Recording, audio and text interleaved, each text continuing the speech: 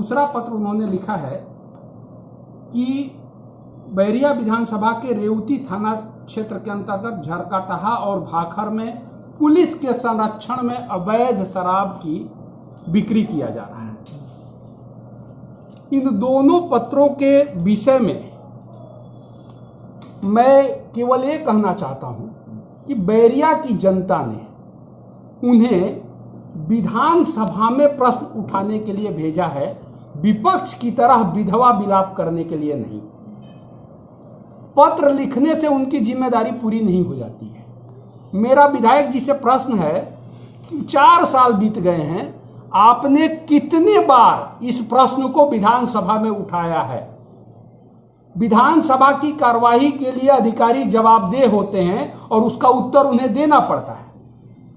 आप सत्ता पक्ष में हैं, केंद्र में आपकी सरकार है, राज्य में आपकी सरकार है, 4 सांसद हैं, 5 विधायक हैं, 2 मंत्री हैं, अनेक नगर पालिकाओं पे आपका कब्जा है, फिर भी आप विधवा विलाप कर रहे हैं। और आप एक तरफ रेवती के झरकाटहा और भाखर की अवैध शराब की चर्चा कर रहे हैं, आप दया छपरा के अवैध शराब का चर्चा क्यों नहीं कर रहे? क्योंकि वहां से आपका कमीशन फिक्स है, वहां भी तो पुलिस के संरक्षण में अवैध शराब का धंधा चल रहा है।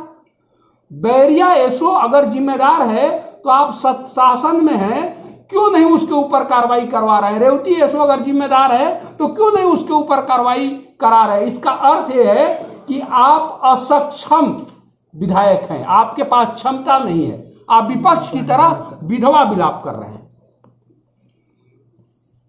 दूसरी चीज यह है कि सपा सरकार थी तो यही विधायक जी सबसे ज्यादा रोते थे कि 18 घंटे बिजली चाहिए, जबकि 16 घंटे बिजली बैरिया के लोगों को मिल रही थी।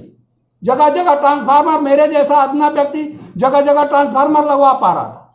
जब क्षेत्र का विधायक और सांसद ट्रांसफार्मर नहीं लगवा सकते, तार नहीं बदलवा सकते, तो जनता ने उन्हें क्यों चुना है, किस लिए चुना है?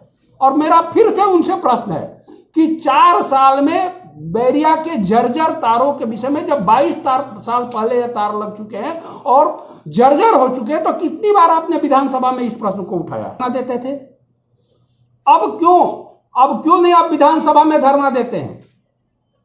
यह मामला कितनी बार आपने उठाया है?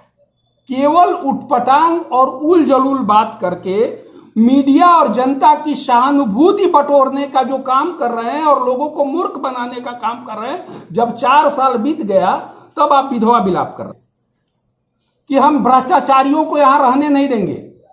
अगर भ्रष्टाचारी हैं, अवैध शराब बेचा जा रहा है, बिजली की व्यवस्था खराब है, तो उनके भ्रष्टाचार में इसका अर्थ है कि आप भी लिप्त हैं। चेहरा लोगों के सामने आ चुका है।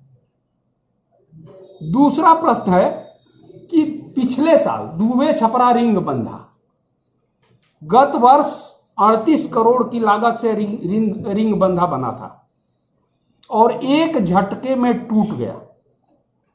सबसे बड़ा सवाल यह है कि उसी कंपनी को फिर से टेंडर दे दिया गया, जबकि यहां मुख्यमंत्री आए थे, उस कंपनी को ब्लैक लिस्टेड किया गया था। विधायक जी अपने को ईमानदार बनते हैं, उन्होंने उस कंपनी को काम मिला तो इस पे सवाल क्यों नहीं उठाया? इसका अर्थ है कि उसका भी कमीशन उनके पास पहुंच चुका है। विधायक जी छोटे छोटे मुद्दे मीडिया में उछालते हैं और खुद ईमानदार बनते हैं, दूसरे को लुटेरा कहते हैं। आखिर जब उसी कंपनी को ठेका दिया गया तो उसे मीडिया में या विधानसभा में आज तक उन्होंने क्यों नहीं उठाया? क्या मोटी रकम लेकर विधायक जी चुप हो गए, मैनेज हो गए? द्वाबा की जनता, बैरिया की जनता उनसे जानना चाहती है कि आखिर जब वो कंपनी पिछली बार रिंग बंधे को ढह जाने के बाद भी उसे दोबारा काम दिया गया, तो आपने विधानसभा में या मीडिया के सामने या जनता के सामने इस प्रश्न को क्यों नहीं उठाया? NH 31 के बचाव के लिए भी 4 करोड़ 62 लाख की लागत से गंगापुर के पास लोहे की जाली के बोल्डर भर के डाला गया था। ठेकेदार 15 दिन पहले काम बंद करके जा चुका है। विधायक जी इस मामले में भी चुप है। क्या मामला है? अठगांवा में भी इसी तरह का प्रश्न है। है।